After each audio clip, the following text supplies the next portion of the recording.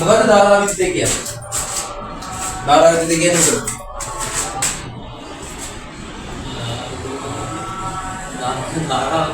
ධාරාවක් කියන්නේ මොකක්ද?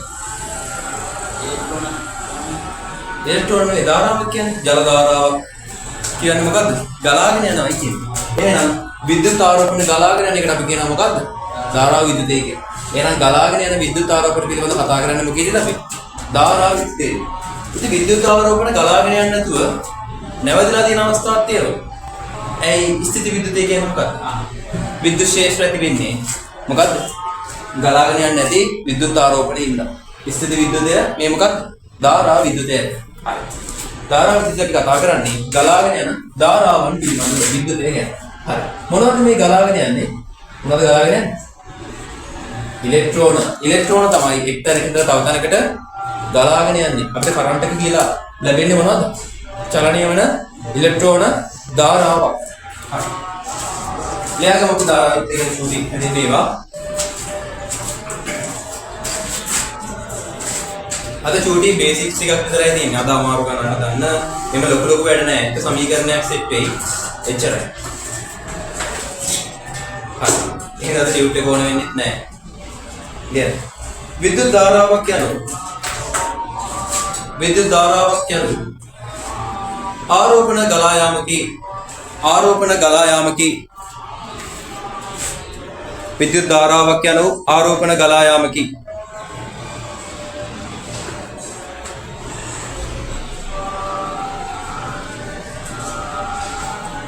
බොහෝ විට එසේ ගලා යන්නේ ඉලෙක්ට්‍රෝනයි. බොහෝ විට එසේ ගලා යන්නේ ඉලෙක්ට්‍රෝනයි.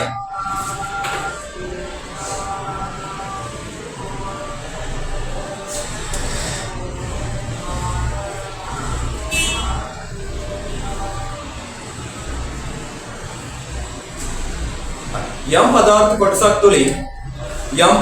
කොටසක් තුලින්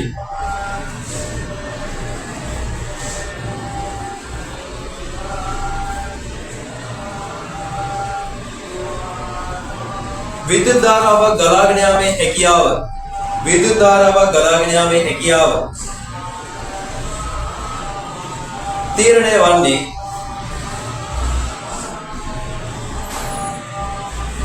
එහි ඒකක පරිමාවක ඇති නිදහස්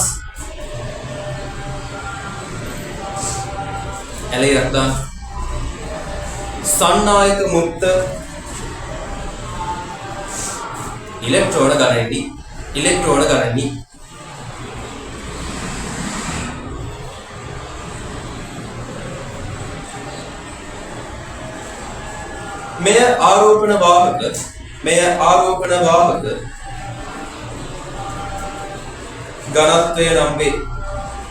මෙය ආරෝපණ වාහක ඝනත්වය නම් වේ. මෙය ආරෝපණ වාහක ඝනත්වය නම් වේ.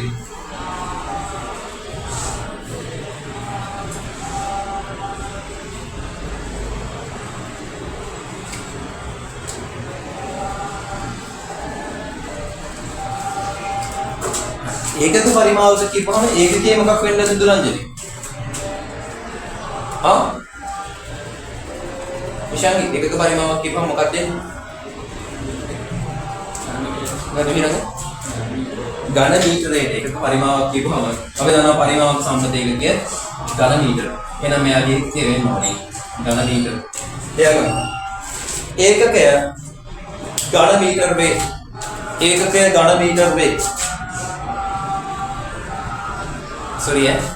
ඝන මීටරයට වේ. ඇයි m ඍණ 3නේ? ඒකකය m ඍණ 3ට වේ.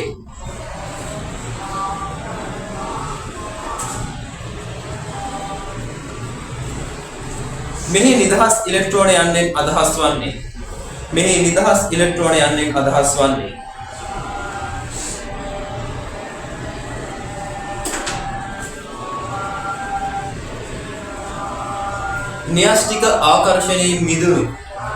න්‍යෂ්ටික ආකර්ෂණයෙන් මිදුණු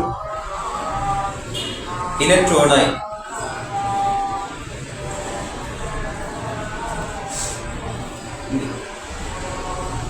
න්‍යෂ්ටික ආකර්ෂණයෙන් මිදුණු ඉලෙක්ට්‍රෝනයි. සාමාන්‍යයෙන් නිදහස් ඉලෙක්ට්‍රෝන වැඩි නම්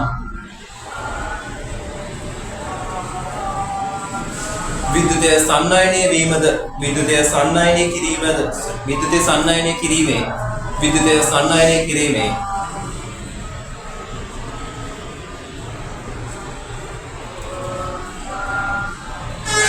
හැකියාව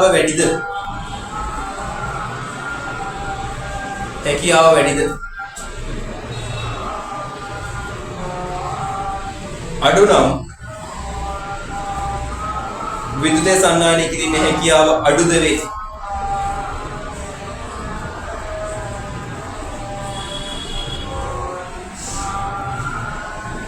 විද්‍යුත සන්නයනය කිරීමේ හැකියාව අඩුද වේ. ඉතින් මිහිරංග මට කියන්න මේ ලෝකයේ හැමෝම එක විදිහට විද්‍යුත් සන්නයනය කරනවද? හැමෝම එක විදිහට විද්‍යුත් සන්නයනය කරනවා නෑ. සහන් මොනවාද වැඩිපුර විද්‍යුත් සන්නයනය කරන දරුවා දන්නේ? යකඩ වගේ කට්ටිය. තව වගේ කට්ටිය. අඩේම විද්‍යුත් සන්නයනය කරන කට්ටිය කවුද? ලී වගේ කට්ටිය. ප්‍රදි වගේ කට්ටිය.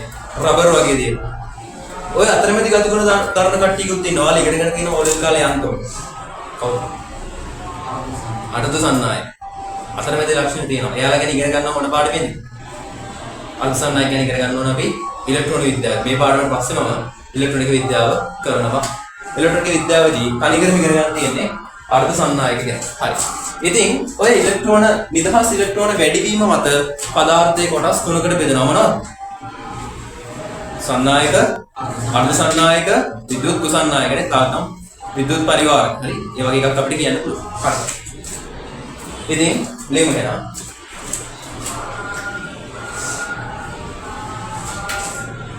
විද්‍යුතය සන්නයනය කිරීමේ හැකියාව අනුව පදාර්ථ වර්ගීකරණය කළ හැක. පදාර්ථ වර්ගීකරණය කළ හැක.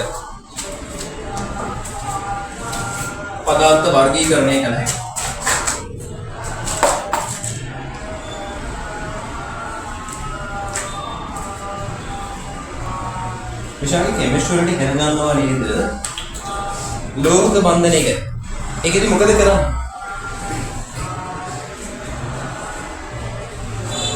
මොකද කරන්නේ?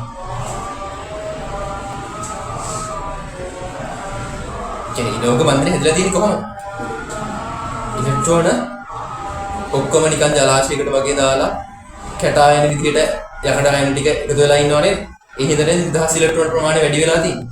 ඒ වගේ ලෝහ මූල ද්‍රව්‍ය වලට සංනායකතාව වැඩි වෙන්න හේතුව මොකක්ද? එයාලා ඉලෙක්ට්‍රෝන නිදහස් කරලා තියෙන ප්‍රමාණය වැඩි. ඩී ගුණුවේ කට්ටියගේ ඒක පේන්න තියෙනවා නේද? ඔයාලා ඩී ගුණුව විතර ඉගෙන ගන්න. ඉගෙන ගන්න නැද්ද තාම? කරාද? කරලා දිනවද ඔයාලා? ඩී ගුණුව කට්ටියන ලෝහ බන්ධනවා දැන් වැඩි හරි. හරි. ඉතින් මෙන්න මෙයාලගේ නිදහස් ඉලෙක්ට්‍රෝන ප්‍රමාණය වැඩි. ඒ හින්දා හොඳ විද්‍යුත් සන්නායක විදිහට වැඩ කරනවා. හරි. ලියමු පළවෙනි જાතිය. විද්‍යුත් සන්නායක පදාර්ථ වර්ගීකරණය කරනවා. විද්‍යුත් සන්නායක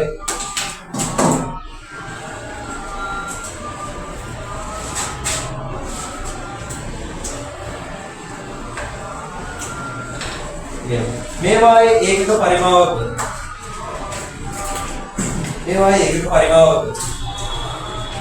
ඉලෙක්ට්‍රෝන සංඛ්‍යාව වැඩි.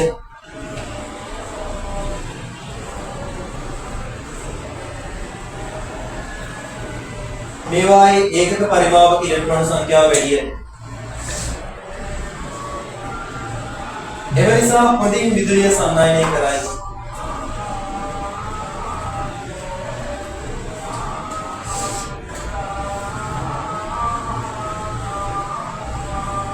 Kita udah lagi.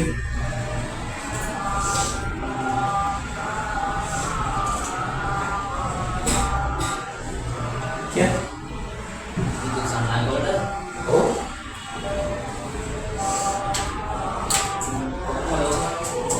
Kalau pelaksanaan itu sana ini kan? Ya, itu.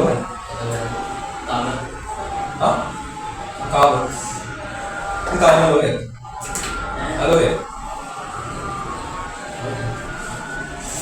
Carbon සන්නායනය කරන අකුරු වලින් විද්‍යුත් සන්නායනය කරනවා. එහෙනම් කාබන් නේද? කාබන් වල සමහර අවස්ථා විද්‍යුත් සන්නායනය කරන්නේ නෑ. සමහර අවස්ථා විද්‍යුත් සන්නායනය කරනවා. පිළිදා. හැබැයි අමුතු වගේ දේවල් සන්නායනය කරන්නේ නැහැ. ඒක පැන්සල් එකේ. බුදුදා. මන්දේ පැන්සල් එක. අපි කියලා පාඩම් කරන වෙලාවෙ කරගන්න. කරලා. හරි. තඹ යකඩ ඇලුමිනියම් ආදී. තඹ යකඩ ඇලුමිනියම් ආදී.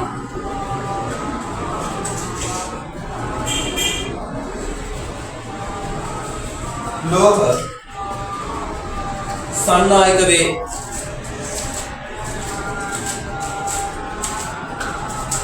ලෝහ සන්නායක වේ. අලෝහයක් වන මිනිරන්ද හොඳ සන්නායකයෙකි. හොඳ සන්නායකයෙකි.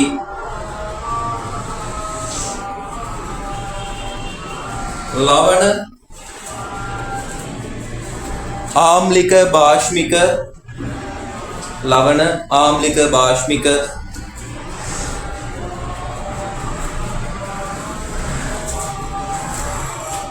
ද්‍රාවණ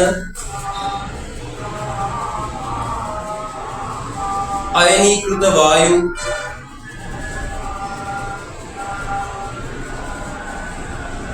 ආදියද සන්නායක වේ.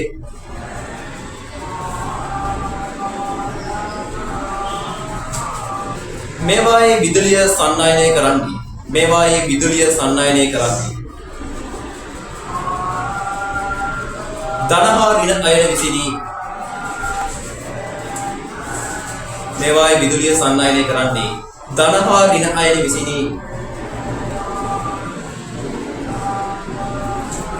सामान्य जले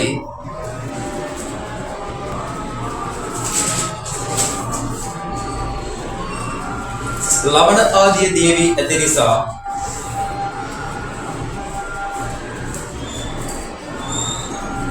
ජලයද විදුලිය සන්නායනය කරයි. ජලයද විදුලිය සන්නායනය කරයි.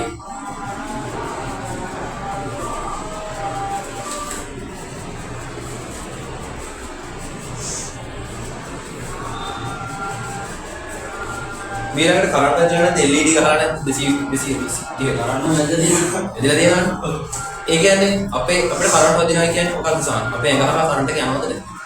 යනවානේ.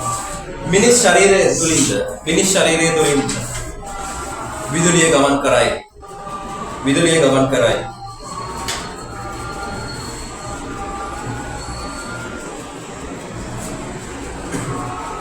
ඊළඟ මාතෘකාව विद्युत परिवारक. विद्युत परिवारक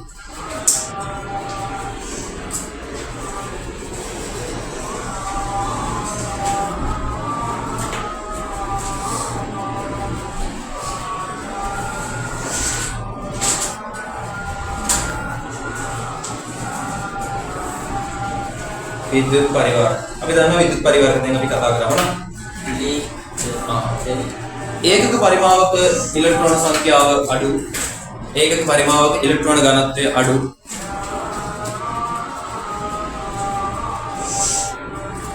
රබර්,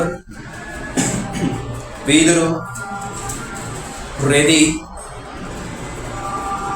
ලී,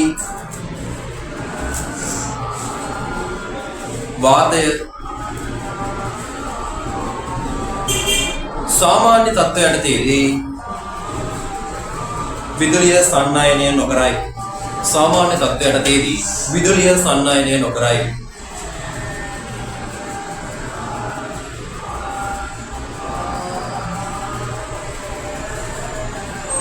මේවා විද්‍යුත් පරිවාරක නම් වේ. මේවා විද්‍යුත් පරිවාරක නම් වේ.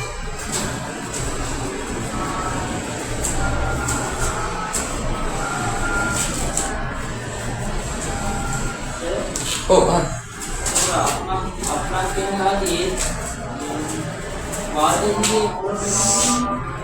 විද්‍යුත් ස්පන්දයක් නෙමෙයි. ඉලෙක්ට්‍රෝන ධාරාවක් විදිහ. අකුණු ගහනවා කියන එක ස්ථිති විද්‍යුතයට දෙන්න පැහැදිලි කරනවා. ධන ඍණ ආරෝපිත දෙන්නෙක් අතර විද්‍යුත් ආරෝපණ පැනීමක් තමයි සිද්ධ වෙන්නේ.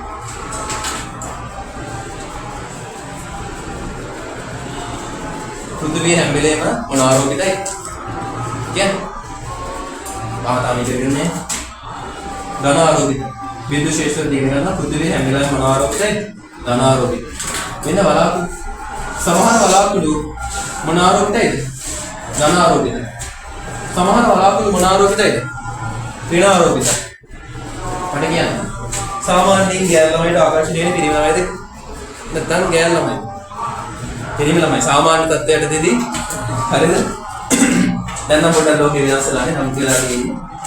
ඒ වුණාට සාමාන්‍ය ලෝකෙදී ගෑල් පිරිමි තමයි ආකර්ෂණය වෙන්නේ. ධන ආකර්ෂණය වෙන්නේ නැහැ. කොල්ල ආකර්ෂණය වෙන්නේ නැහැ.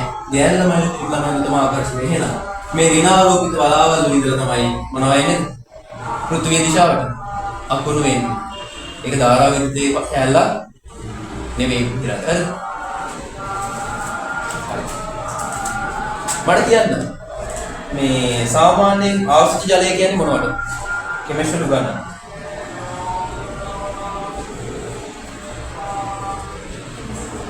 පිරිසිදු ජලය. පිරිසිදු කියන්නේ H2O විතරක් තියෙන එකක්. ඒ කියන්නේ ජලයේ තියෙන අයන ටික අනුමාපන ක්‍රමයකින් හරි මොකකින් හරි අයින් කරලා පිරිසිදු ජලය අරන් තියනවා. තියෙන්නේ මොනවා විතරද? H2O අණු විතරමයි. මෙයාලා ආශ්‍රිත ජලය. මෙයාලගේ තියෙනවද අයන? නැහැ. ඒ හින්දා මෙයාලා අතර මොනවද නැත්තේ? මෙයාලා මොනවා වෙන්නේ නැද්ද? ජලය ගමන් කරන්නේ නැහැ. ආශ්‍රිත ජලයේ ජලය ගමන් කරන්නේ. ලිප්. කරන්ට් එක ගමන් කරන්නේ ලිප්. පිරිසිදු ජලයද පරිවාරකයේකී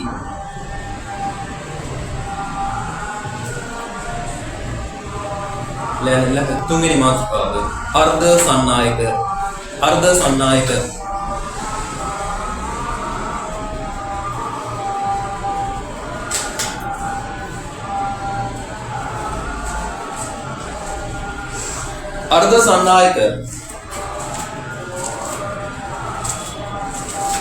විදුලිය සංඥානය වීමේ හැකියාව ඇති.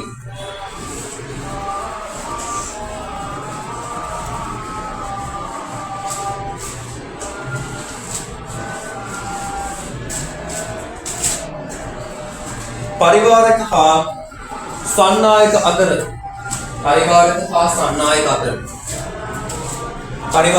සංනායක අතර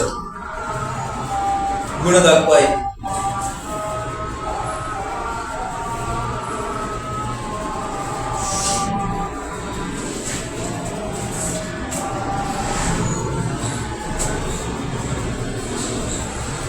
මොනවද අතිසන්නායක විද්‍යාපතේ ආර්ථවගු ගන්න තියනවා කියලා දෙන්න. 10ක්.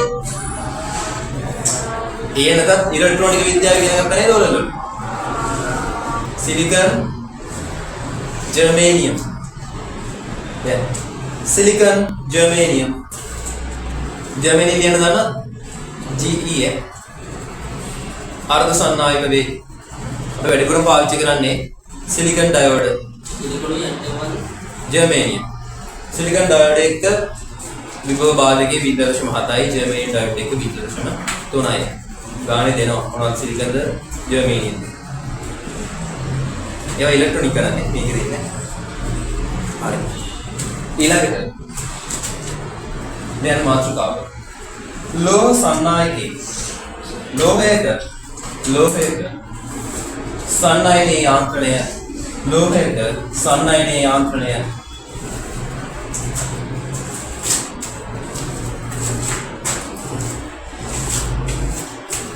මේ තියෙන අපි හිතමු ලෝහයක් කියලා. ලෝහයක් තියෙනවා. මේ ලෝහය ඇතුලේ තියෙනවා ඉලෙක්ට්‍රෝන. මේ ඉලෙක්ට්‍රෝන නිකන් ජලාශයක් වගේ තියෙනවා. ඒ අතරමැදදී ලෝහ අයන ටික තියෙනවා. මෙහෙමන සන්නායක තියෙන්නේ නේද?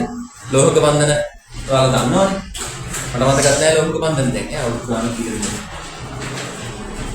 හරි. ඉතින් මෙන්න මෙයාලා එක විදිහකට ඉන්නේ නැහැ. මට හිතෙනවා මේ පැත්තට යන්න කියලා මුල යනවා. මුට හිතෙනවා මෙන්න මේ පැත්තට යන්න. මුට හිතනවා ගිහිල්ලා මුගේ හැප්පේ. මෙයාට හිතනවා මේ යනවා. මෙයාට හිතනවා නිකන් මම හදට යනවා. හරිද? එතකොට කිසිම පිළිවෙලක් නැතිව මොකද කරන්නේ මෙයා? හිතන පැත්තට යන ගමන් තමයි. ඉතින් මේ වගේ සන්නායකයා කින් විදුලිය ගමන් කරවන්නේ කිසි පිළිවෙලක් නැහැ නේ.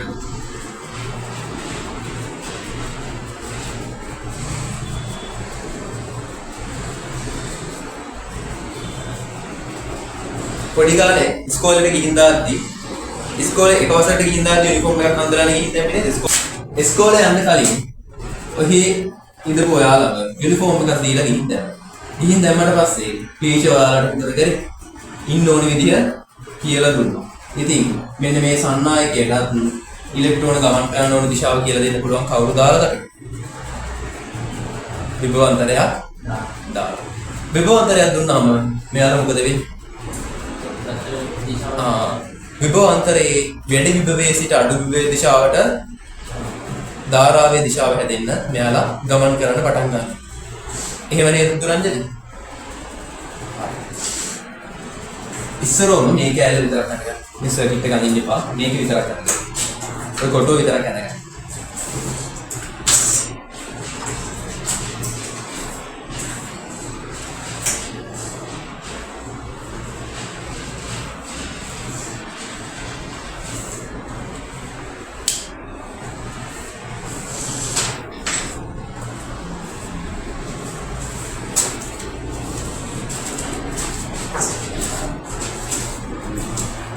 ඇඳලා ඉවරලා මුළු සර්කිට් එකම ඇඳ ගන්න. ඒ කැලේ ඉවරලා ඒක සුදු සර්කිට් එක.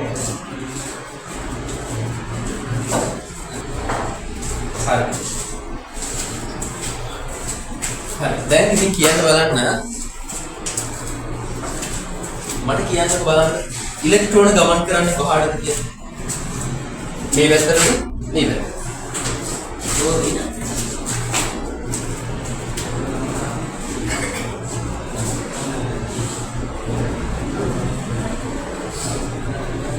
දුරංජලි කොහෙටද? මම දිශාවල් දෙකක් ගන්න. මේ පැත්තට යනවා නම් A දිශාව, මේ පැත්තට යනවා නම් B දිශාව. කියන්නේ දිශාවයි. ඉලෙක්ට්‍රෝන ගාන දිශාව. මගෙන් ප්‍රශ්න අහන්න බෑ. උත්තරයක් විතරයි ඕන. සමහර. B වල. Mira. Vida mo. එහෙමද? අනිත් පැත්තට මේ තරංග දිශාවට දාලා. එහෙමද? ඉලෙක්ට්‍රෝන තමයි. සරලයි. හරි. ඉලෙක්ට්‍රෝන ගලන්නේ කොයි දිශාවෙන්ද කොයි දිශාවටද? ධාරාව ගලන දිශාවට විරුද්ධ දිශාවට කියලා මතක තියාගන්න. ඉලෙක්ට්‍රෝන ගලන්නේ ධාරාව ගලන දිශාවට විරුද්ධ දිශාවට. ධාරාව ගලන්නේ වැඩි විභවයේ සිට අඩු විභවයට. එහෙනම් ධාරාව ගලන්නේ කොයි දිශාවටද? මේ දිශාවට. ඒ දිශාවට කියන්නේ බින්ද මෙහාට මේ පැත්තෙන් බලමු. එහෙනම් ඉලෙක්ට්‍රෝන ගලන්නේ කොයි දිශාවටද? B දිශාවට. ඒක ලකුණු කරගමු. ඉලෙක්ට්‍රෝන ගමන් කරන්නේ E ගමන් කරන්නේ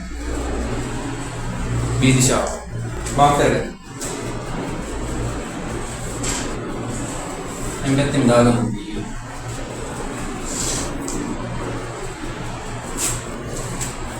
ඒ රූප දෙකක් අනිත් කිව්වා එකක් නිකම්ම මේ කොටුව විතරක් ඊට පස්සේ මේ රූප දෙකක් තියෙනවා.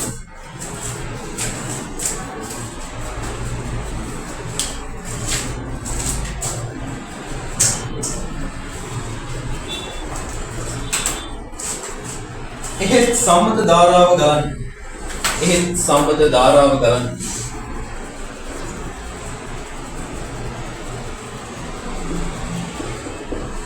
එහෙත් සම්මත ධාරාව ගන්න. ඉලෙක්ට්‍රෝන ගලන දිශාවට ප්‍රතිවිරුද්ධ දිශාවටයි. ඉලෙක්ට්‍රෝන ගලන දිශාවට ප්‍රතිවිරුද්ධ දිශාවටයි. අර රූපය අඳගන්න. දෙවෙනි රූපය අඳගන්න.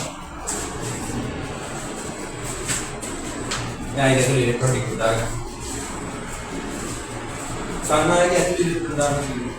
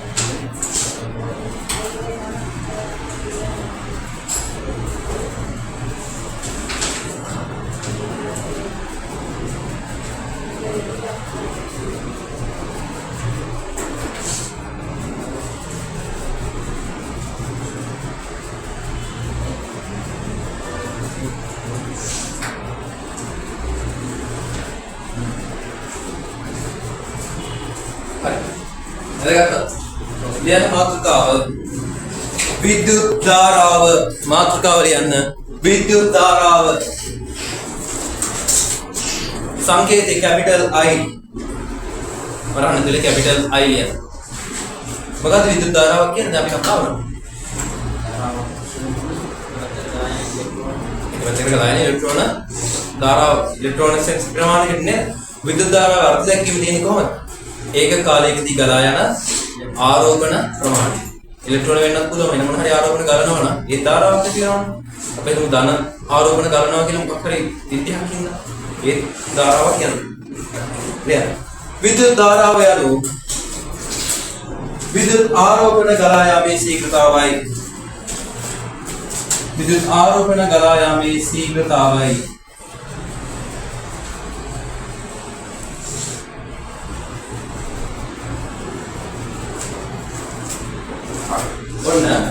අපිට හම් වෙන පළවෙනි සමීකරණය මේ සමීකරණය ඉඳලම ගණන් මගේ ටියුට් එකේ තියෙනවා.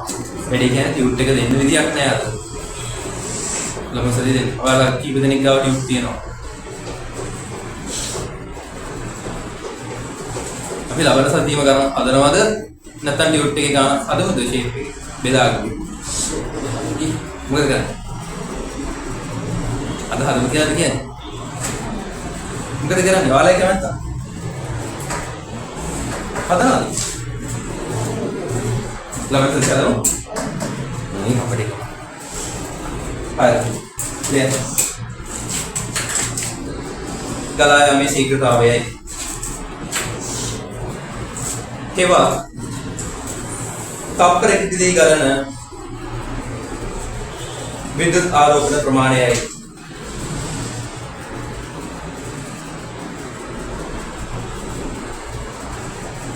මේ සමීකරණ ලියාගත්තද නැද්ද තාම? දැන් කිව්වේ නැහැ. T කාලයකදී ගැලූ ආරෝපණය Q නම් T කාලයකදී ගැලූ ආරෝපණය Q නම්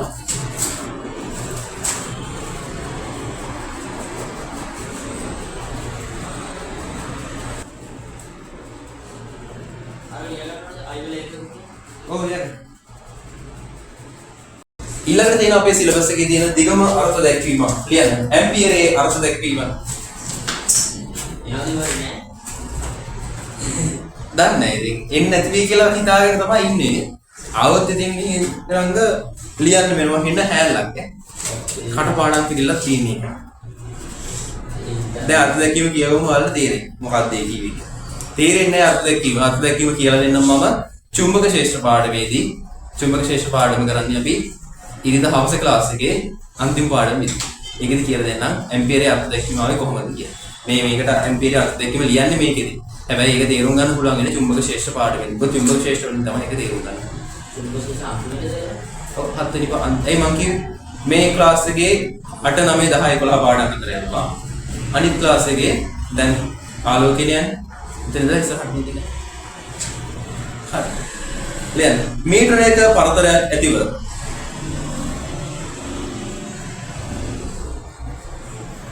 රික්තයක තබා ඇති. රික්තයක තබා ඇති.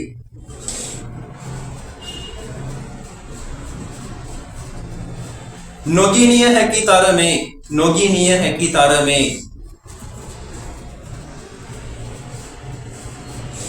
වෘත්තාකාර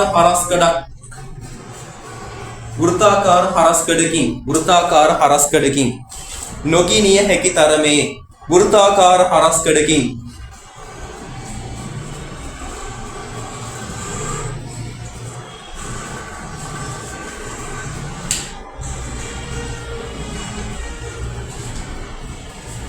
අපරිමිත දිගකින් යුත් ඍජු සමාන්තර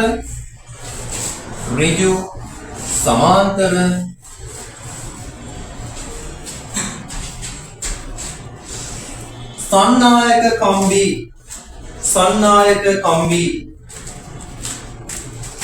දෙකක් තුලින් සන්නායක කම්බි දෙකක් තුලින්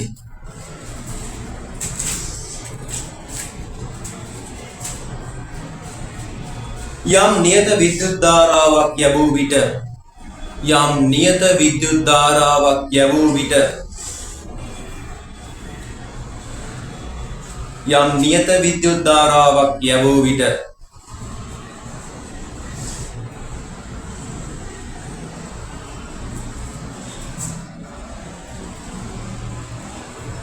එම කම්බි දෙක අතරේ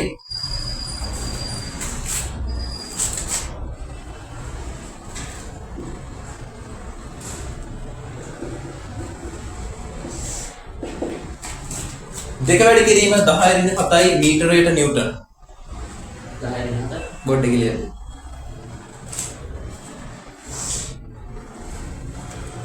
බලයක් ක්‍රියා කරයි නම් එම විද්‍යුත්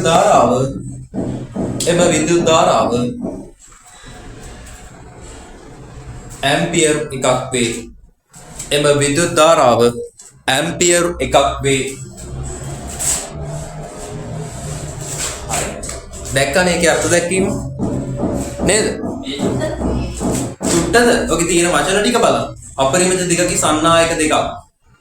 ඒ වගේම යෙදෙන බලය දෙක වැඩි කිරීම 10/7 මීටරයට නිව්ටන්. හරි ඉතින්. ඔක තේරුන්නේ නැහැ නේද? තේරුන්නේ නැහැ. ඒක තමයි. ඔක තේරුම් ගන්න චුම්බක ක්ෂේත්‍රවලදී අපිට අපරිමිත දිගති සන්නායක දෙකක් ඇදලා ඔප්පු කරන්න වෙනවා.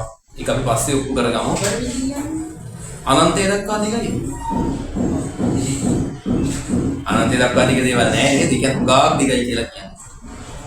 අපි අඳින්නේ කඩේරි කතාවකට පල්ලෙහා. ඒ වගේ සන්නායක. ඒ කියන්නේ හිතන්න එපා අපි විභාගයට මාස දෙකක් විතර තියෙන ඉගෙන ගන්න. ඒතකොට බලමු ඒක. හරි. ලියන්න. කුඩා විද්‍යුත් ධාරා මැනීමට වෙනම කරුවක් දාලා ලියන්න. කුඩා විද්‍යුත් ධාරා මැනීමට කියලා කමාවක් දාලා අපි පාවිච්චි කරනවා ඉතින් උපසර්ග බිමකින් කියලා දෙන දේවල් නෙමෙයි. Milli ampere. කීයද 10/3යි ඇම්පියර්. මයික්‍රෝ ඇම්පියර් 10/6යි ඇම්පියර්. මම මේ වල අනිවාර්යෙන් උපසර්ගයෙන් මතක නැහැ නේ. උපසර්ග ඉගෙන ගත්තා. එහෙමද? ලබන සතියේ පේපරේට මේක නංග අනිවාර්යෙන්ම ගහන්න ඕනේ. 25න් අඩුම 20ක් වත් දැන් කොහොමද මතකයි කියන?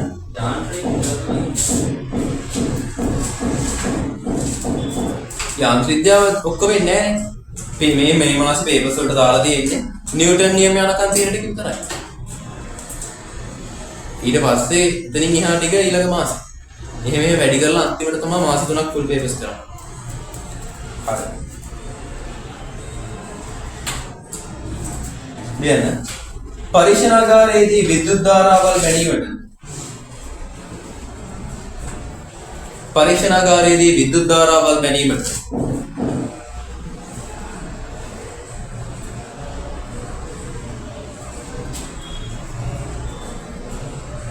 මොකක්ද විද්‍යුත් ධාරාව මයින උපකරණයේ නම? සනාලි මොකක්ද කියන්නේ? ඇමීටර්. මොකක්ද? ඇමීටර්. ඇමීටරය භාවිත කරයි. ඇමීටරේ සංකේතිත කොහොම හැදගෙන යන්නේ? මොකක්ද සංකේත?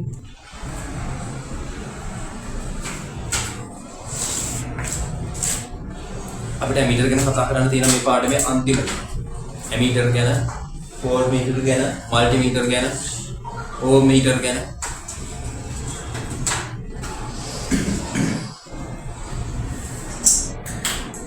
හරි.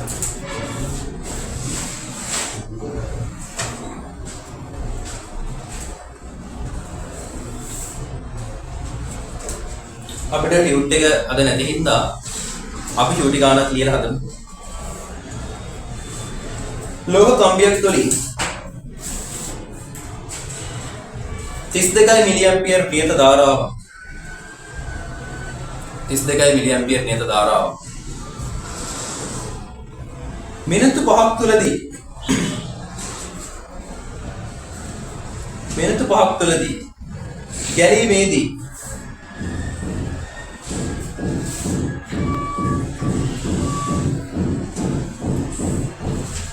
ගලාගේ ඉලෙක්ට්‍රෝන සංඛ්‍යාව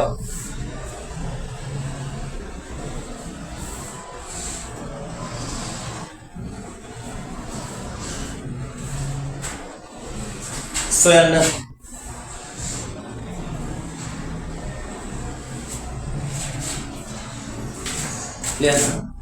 ඉලෙක්ට්‍රෝනයේ ආරෝපණය 1.6යි.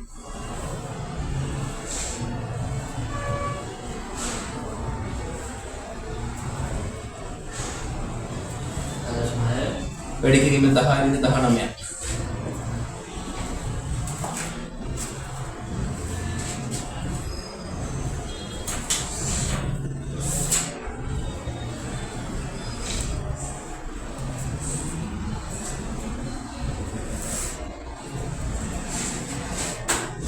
හරි. මම ඔබ දුන්නේ පොඩි උදව්වක් ගන්න. තව පොඩි සමීකරණයක් කියලා දෙන්නම්. මේක මොකද මේක ඔයාලට ඉගෙන ගන්න වෙන්නේ විද්‍යුත් ශේෂ්ත්‍ර වල මේ පාඩම විද්‍යුත් ශේෂ්ත්‍ර වල ප්‍රශ්න පාඩමක්. ඉතින් විද්‍යුත් ශේෂ්ත්‍ර වල තියෙන සමහර සමීකරණ මට කියලා දෙන්නවා. Q සමානයි NE කියලා මතක තියාගන්න. මේක විද්‍යුත් ශේෂ්ත්‍ර වල සමීකරණයක් හින්දා තමයි මේක මේ එකපාරට උඩින් අහසින් පාත් වෙන්නේ. හරි. Q සමානයි NE. N කියන්නේ අපි කියමුකෝ එයාගේ කියන්නේ තියෙන ඉලෙක්ට්‍රෝන සංඛ්‍යාව. N කියන්නේ ඉලෙක්ට්‍රෝන සංඛ්‍යාව කියලා. මේ තියෙන ඉලෙක්ට්‍රෝන සංඛ්‍යාව.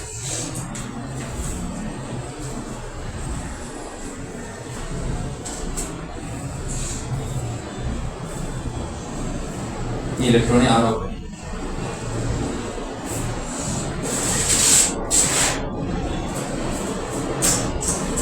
Q කියන්නේ ආරෝපණ ප්‍රමාණය ගන්නවා. මේක ගන්නවා දෙක කියලා.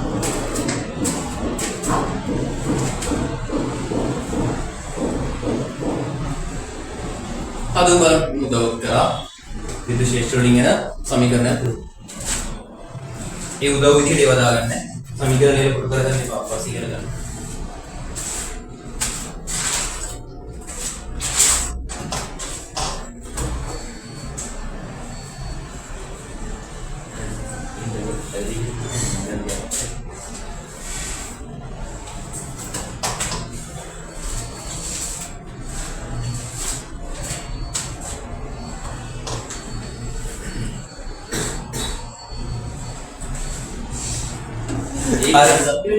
I සමානයි කාටද? Q බෙදීම T ට Q වෙනකොට ලියනවා මම NE කියලා බෙදීම T. I දන්නවා ආදේශ කරමු I කියලා තමයි කීය දුන්නේ? මිලියම්පියර් 32යි. 32 වැඩි කිරීම 10 ඍණ 3. N ගන්න නැහැ. එන්නේ අහන්න. මේක 1.6 වැඩි කිරීම 10 ඍණ 19. T කියද විනාඩි 5යිනේ. 5 දාවා 60යි. සුළු කරා නම් එන්න උත්තරයක් එනවා. කීයද 6 වැඩි කිරීම 10 19ක්. හැමෝගෙම එක මතක උත්තරේ මම බාරගත්තා. ලේන මාතෘකාව ඇම්පියර් පැය මේ ඇම්පියර් පැය කියන එක නම් අනිවාර්යෙන් ඔයාලා අහලා හරි දැකලා හරි තියෙනවා. මොනවද ඇම්පියර් පැය තියෙන්නේ මොනවද?